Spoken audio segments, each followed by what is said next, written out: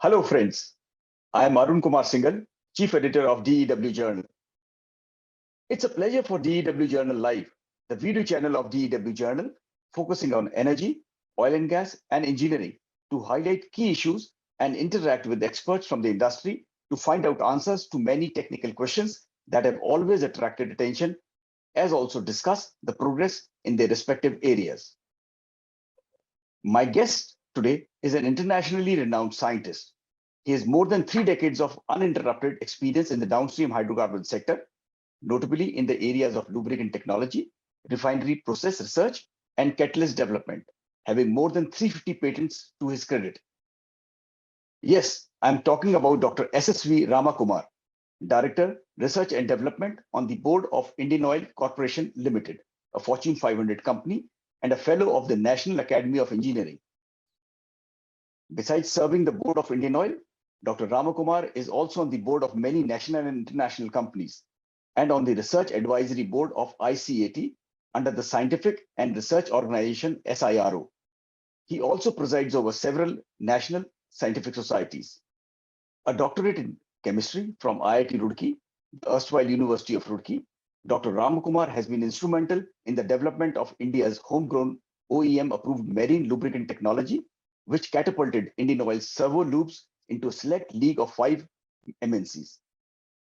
He has spearheaded the complete indigenization of IndianOil's flagship IndMag technology. Currently, as Director Research and Development, he is spearheading the various alternative energy programs, including waste energy, bio, solar, and energy storage, etc. He is even steering the IndianOil Hydrogen Research Program and is on the various Government of India committees working on drawing up strategies for inclusion of hydrogen in the energy mix. It will be worth mentioning that today IndianOil is taking steps further to develop and deploy alternative energy sources to meet the energy demands and to reduce the country's carbon footprint to help meet the stringent targets of COP26. To support its goal, IndianOil has conceptualized a project to come up with a new world's biggest net zero technology development and deployment center, in addition to the existing one, to foster further expansion of research into exciting new scientific disciplines critical to the company's business plans. Dr. Ramakumar's recognitions and awards are many. It will take me a long time to list if I mention them all. However, I will say taking notice of the research work undertaken by IndianOil R&D Center and the involvement of Dr. Ramakumar for around 3 decades, what stands IndianOil apart are the world-class technologies developed through cutting-edge R&D, and what stands Dr. Ramakumar apart is the fact that he gets passionately involved in whatever he does. Without much ado, I will not stand between you and Dr. Ramakumar.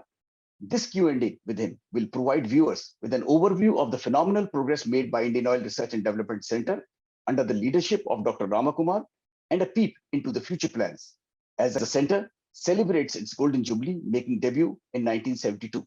For a detailed interview with Dr. Ramakumar and a feature on IndianOil R&D Center, read the March 2022 issue of DEW Journal. Good morning, Dr. Ramakumar. Welcome to DEW Journal's forum. Good morning, Arunji. So, March 10 is a very auspicious day for all IOCNs, and especially the scientists of IndianOil Research Center, being the foundation day. This year holds even greater significance as the center celebrates its golden jubilee. You have been with this prestigious center for over 3 decades. Share with us the journey so far of IndianOil R&D Center's evolution. Yeah, so what better than today to narrate to you what is the glorious journey of IndianOil R&D Center. See, IndianOil R&D Center was incepted exactly 50 years back on this day, on March 10th, 1972, right after 1971 war, with the basic objective of indigenizing lubricants for Indian defense services. And with that straight objective, this center was set up. And later the objective was expanded to filling the technology gap in lubricants domain, Indian lubricants domain, so that for civilian needs also the dependence on MNCs can be curtailed. So this center in the first 10 years fulfilled that dream with singular focus of its execution. And today we are very proud to say that more than 95% of defense needs are totally indigenized, including the latest aircraft carrier INS Vikramaditya and the main battle tank Bhishma, you name it. The recent additions also we could able to give the indigenous product to our defense forces. But along the course, since as our company IndianOil Corporation progressed into new bastions, we have also kept pace. R&D also kept pace in offering the services, in offering that technology cutting edge.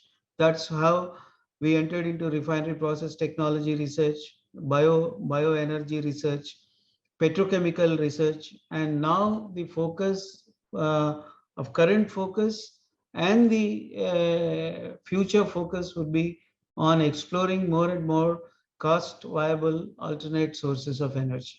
So it has been a fantastic journey. It's a very glorious journey, making this center, which started with those humble beginnings, into a formidable apex energy research institute of not only this nation, but this part of the geography.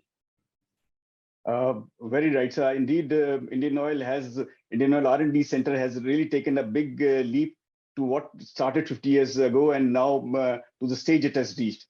So, as the Director of Research and Development, what is your vision beyond 50? Would you just like to narrate something on that, please? Yeah. So, beyond 50, at least I have a very clear perception that our task is really cut out in a very clear-cut manner. In line with the Honorable Prime Minister's announcement of India becoming net zero by 2070, the oil and gas sector need to keep pace with the rest of the industries in meeting that target. So normally IndianOil and IndianOil R&D Center sets the precedent for the entire Indian oil and gas sector. So we have our climate related projects with us. We have our forays into exploring more and more alternate sources of energy, whether it is bio, whether it is solar, whether it is hydrogen, whether it is nano interventions, or whether it is remaining in the conventional. And somehow IndianOil and I myself both are very strong proponents of a theory that the conventional energy sources are not going to vanish away from Indian energy basket. And at least up to 2030, the conventional energy sources, the fossilized oil-based energy will not be vanished, given the energy appetite of this country. It is going to grow at least 3.5% CAGR.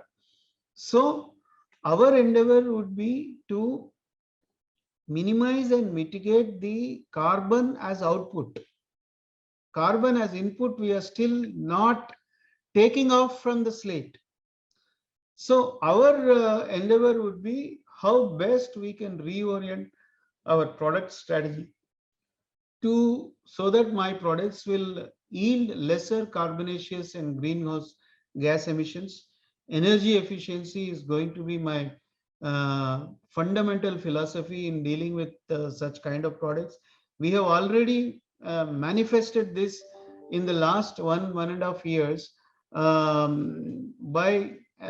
by launching various energy efficient products in fuels and lubricants in quick succession.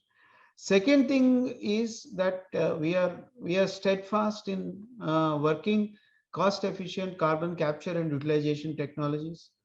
We are steadfast in raising the petrochemical intensity of our refineries through crude to oil crude to chemical kind of technologies, and we are also poised to take bioenergy research into next level through synthetic biology interventions. This is the broad vision for me. Yeah, very right. So in coming to exactly what you said, how Indian Oil R&D is helping the country, especially manage the green transition, because you see, this is one thing very important. Although fossil fuels is going to remain here, but still a green transition is what we are seeing. So how does Indian Oil R&D manage that? So we have a wide canvas of research activities and pilot projects. And one good thing about doing research in Indian Oil is we have a ready-made canvas to commercialize our technologies. See, people often talk about that one should do translational research, but translational aspect is ingrained in Indian Oil. We do everything which is to be commercialized immediately, and we have proven that, and we will be doing so. So we are working in solar space. In again, Honorable Prime Minister had given a challenge to oil and gas sector to, for example, develop cost effective, affordable solar cooking devices, so that in the rural areas where LPG outreach cannot be made available. So we are just about to launch our very affordable solar cooking device on 22nd of March, and it is going to be extremely affordable, and we are going to implement our carbon capture technology for enhanced oil recovery in one of our refineries, capturing the carbon dioxide and sending it to upstream fields of Oil India Limited and ONGC Limited, so that we can try the carbon capture technology. Our first generation, second generation, third generation, and fourth generation biofuel technologies, they are all at the advanced demonstration stage, which can be implemented right away. And as far as hydrogen space is concerned, we are the pioneers. We have the largest spectrum of pilot demonstrations in mobility sector and in industrial sector for ushering in the hydrogen economy in the next 5 to 6 years. So my next question pertains to exactly to this, the hydrogen. Hydrogen is a big word these days, and so could you just share how Indian Oil R&D, is managing the hydrogen research program, and what exactly is that, No, this is a very pertinent question, and Indian Oil is the pioneer in true sense as far as hydrogen research in India is concerned, because even today you may be knowing, or you may be amazed to know, that there is only one lone hydrogen dispensing unit in the entire country, and this was right in our campus at Faridabad, in R&D campus, and it was commissioned in 2004, and we did a lot of trials by taking the hydrogen from there. We have electrolytic based hydrogen production unit within our R&D center. We have done so many experiments. The latest experiment which caught the attention of the entire nation is we have run 50 DTC buses in Delhi NCR region for 6 months using hydrogen CNG, where hydrogen percentage is 18%, using the same CNG buses without adding any infrastructure. And the results are really amazing. And this is an Honorable Supreme Court monitored or directed project. We have filed back the report to Honorable Supreme Court, and we are waiting for the further instructions from the Honorable Court. So if you ask me in one sentence, my hydrogen research is along the value chain of the hydrogen, Right. starting from production to storage to transportation and application. I have projects, I have both research projects and pilot projects in each of these domains. I am trying different production pathways. Whichever pathway would be more economical for India, I would be adopting that. It's not just jumping the bandwagon of electrolytic pathway, because many people are now talking about only electrolytic pathway, but we are betting on biomass gasification to hydrogen. We are also thinking of reforming the compressed biogas to hydrogen. Okay. So these are different pathways. We are working on storage, and we have active collaborative program with IIT Kharagpur to develop cost-efficient Type 3 hydrogen storage cylinders based on polymer composites. And our claim and our target is to reduce the rate of cost of hydrogen storage cylinder to 1/4 of what it is today. And our prototypes are already have passed the mandatory tests. And in the mobility, we are going to run many hydrogen fuel cell buses. I have just ordered 15 hydrogen-based fuel cell buses from Tata Motors. Tata Motors are constructing these buses. I'm going to run these 15 hydrogen fuel cell buses in Delhi NCR region with green hydrogen, and I'm going to give the first-hand scientifically curated report to the nation that how hydrogen in mobility works. And sir, I mean, we are all excited to hear all this, but how soon would this be a reality, commercialized, to be used? So Yes. this hydrogen fuel cell pilots all will be commissioned by 2024 to 25. One of my refineries, Mathura, and a part of Panipat are going to be converted to completely green hydrogen by 2024, all in the next 2 to 3 years span.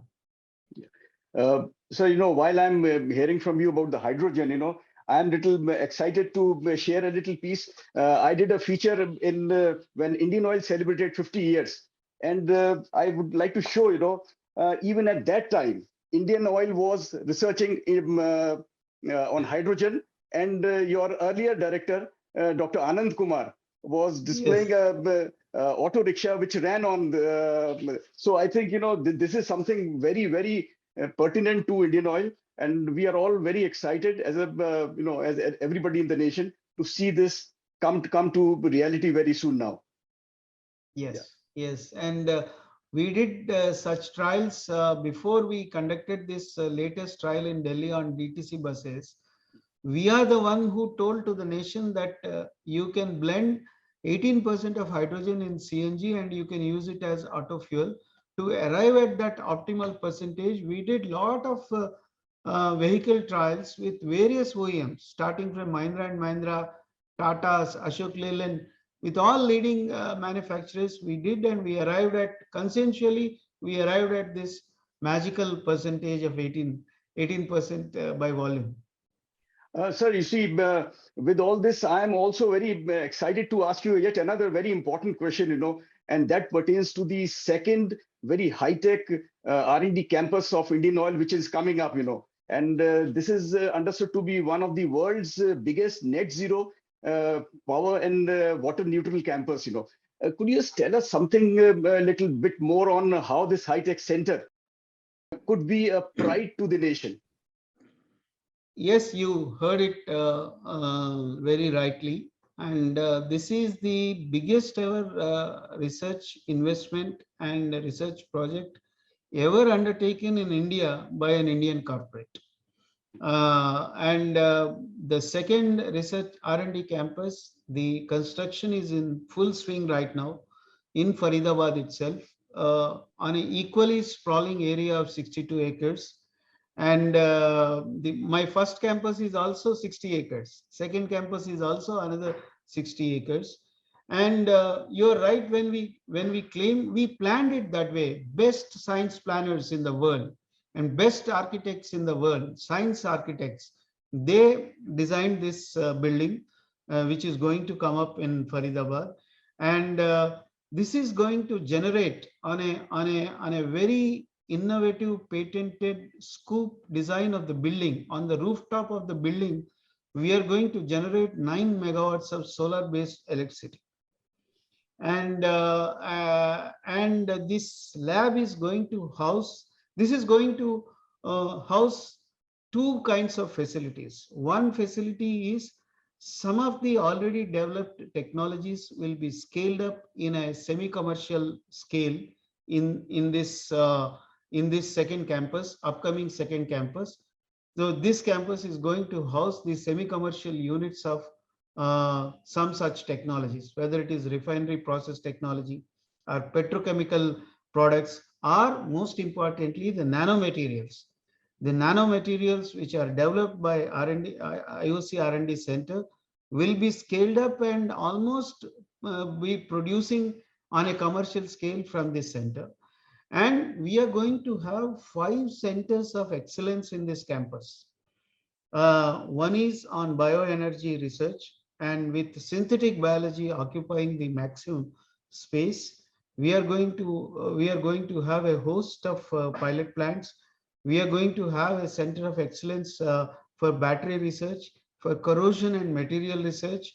Then we are going to have an entire sub-campus on alternate sources of energy, for solar, for gasification, and for hydrogen production from different pathways, which I mentioned a short while ago.